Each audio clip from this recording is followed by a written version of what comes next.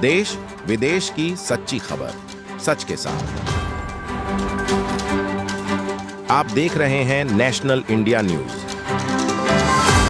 North Bengal के मालदा जिला की गाजोल थाना शंकरपुर क्षेत्र में भाजपा विधायक की गाड़ी का लॉक तोड़कर तोड़फोड़ की गई है। आपको बताते चले घटना से तीव्र उत्तेजना फैल गई और बदमाशों द्वारा कार के आगे इंजन खोलने का सीसीटीवी फुटेज वायरल हो गया। कार में विस्फोटक रखने की कथित घटना के मद्देनजर गाजोल थाने में लिखित शिकायत दर्ज कराई गई है और गाजोल पुलिस ने जांच शुरू कर दी है। गैसोल को लेकर गहरा तनाव फैल गया और सीसीटीवी फुटेज में बदमाश विधायक की कार पर हमला करते हुए दिख रहे हैं। वह गाजोल शहर क्षेत्र के शुकांतापल्ली में राष्ट्रीय राजमार्ग संख्या 512 के किनारे रहता है। उन्होंने करीब आधे घंटे तक कार में तोड़फोड़ की। बहरहाल जिस तरह से नगर क्षेत्र में राष्ट्रीय राजमार्ग के किनारे इस तरह का आपराधिक हमला हुआ, उससे विधायक का परिवार चिंतित होना स्वाभाविक है और विधायक से शिकायत करने के बाद गाजोल थाने की पुलिस ने घटना की गंभीरता से जांच शुरू कर दी है। मालदा जिला तृणमूल कांग्रेस के प्रवक्ता आशीष कुंडू ने बीजेपी विधायक से कहा, मैं पुलिस से कहूंगा कि जब आप शिकायत करेंगे तो पुलिस पर भरोसा रखें। पुलिस अपराधी को ढूंढेगी और उचित जांच करेगी। नमस्कार।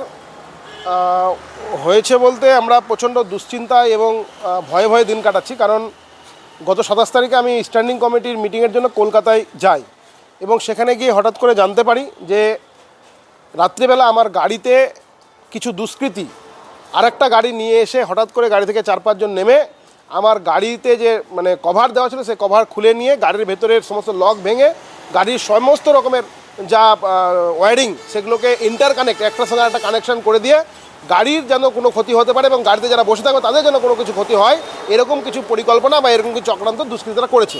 এবং সিসিটিভি ফুটেজের তথ্য অনুযায়ী প্রায় 30 মিনিট ধরে আর তারা এই নাশকতামূলক কাজ চালায়, যাতে করে পরের দিন সকালবেলা এই গাড়ি নিয়ে আমার যাওয়ার কথা কলকাতার উদ্দেশ্যে, মালদা পর্যন্ত ট্রেন ধরবো বলে।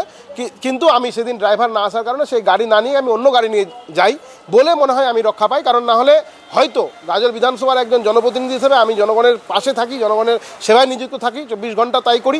এটার জন্য হয়তো বারবার করে আমাকে উদ্দেশ্য করে আর কিছু মানুষ আর টার্গেট করছে। এর আগেও যেমন আমার বাড়িতে সমস্ত লক ভেঙে ঢোকার চেষ্টা হয়েছিল এবং হয়তো ঢুকেও ছিল, কারণ আমরা সেদিন বাড়িতে কেউ ছিলাম না।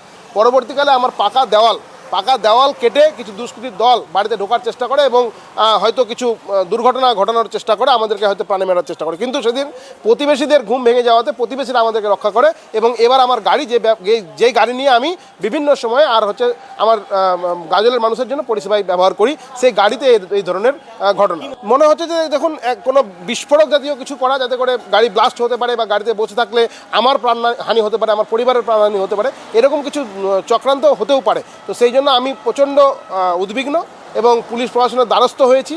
পুলিশ প্রশাসন আশ্বস্ত করেছে, কিন্তু যত তাড়াতাড়ি সম্ভব তাদেরকে গ্রেপ্তার করা উচিত বলে আমার মনে হয়। কারণ এরকম গাজলের মধ্যে একটা প্রাইম লোকেশনে বাড়ি, NH 512 উপরে আমার বাড়ি, দুপাশে দুটো শোরুম বাইকের, স্টেট ব্যাংক আমার বাড়ির অপোজিটে, একদিকে বিএলআর অফিস, একদিকে রেজিস্ট্রি অফিস।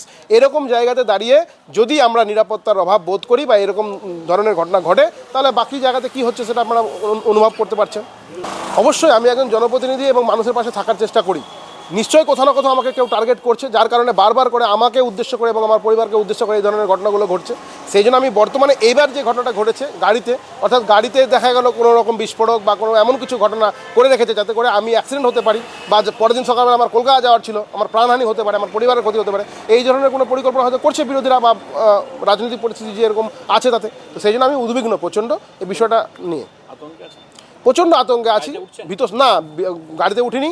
আমি আজকে আইসি সাহেবের সঙ্গে এসে কথা বলেছি কলকাতা থেকে, যে গাড়ির এই অবস্থা আছে। উনি বলেছেন কোনো এক্সপার্টকে দেখিয়ে আপনার নিতে, কারণ এই গাড়িতে উঠে আমার ড্রাইভার গাড়ি চালাতে ভয় পাচ্ছে, কারণ কোনটার সঙ্গে কীভাবে কী করা আছে সেটা আমরা জানি না, আমরা এক্সপার্ট নই। সেই জন্য গাড়িতে উঠিনি। আজকে সমস্ত প্রোগ্রাম আমরা বাতিল করেছি এই ঘটনার জন্য। আমি চিন্ময়দেব বর্মন, গাজল বিধানসভার বিধায়ক। গাজলের বিজেপির বিধায়ক চিন্ময় বাবুর প্রতি 27 তারিখে সংঘটিত তার গাড়িতে যে দুষ্কৃতীরা করেছে বলে তিনি অভিযোগ দায়ের করেছেন, তাকে একটাই কথা বলতে চাই, তাদের পাহারার জন্য, তাদেরকে রক্ষা করবার জন্য বাংলার মুখ্যমন্ত্রী, বাংলার অতন্ত্র প্রহরী জননেত্রী মমতা বন্দ্যোপাধ্যায় আছে। গণতান্ত্রিক পরিবেশকে রক্ষা করে এই বাংলাকে ভারতবর্ষের রাজনৈতিক মানচিত্রে সবচেয়ে উঁচু জায়গায় স্থান দিয়েছেন আমাদের জননেত্রী। কাজে আপনারা নিশ্চিন্তে থাকুন। আপনারা যখন এফআইআর লজ করেছেন তখন কনসার্ন পুলিশ অফিসার্সরা অ্যাকর্ডিং টু ল এটাকে ইনভেস্টিগেট করার একটু টাইম দিন। আপনার বাড়িতে ঘটনাটা ঘটেছে বলছেন 27 তারিখে, আর আপনি অভিযোগ দায়ের করছেন 1 তারিখে। তো অভিযোগ দায়ের করতে যদি 2 দিন টাইম নিয়ে নেন তো পুলিশকে তো একটু টাইম দেবেন। তার মধ্যে আপনারা যদি বাংলাকে কালিমালিপ্ত করার জন্য শুধুমাত্র আমাদের দলের সমালোচনা করেন, এটা খুব দুর্ভাগ্যজনক। আরেকটি কথা বলতে পারি,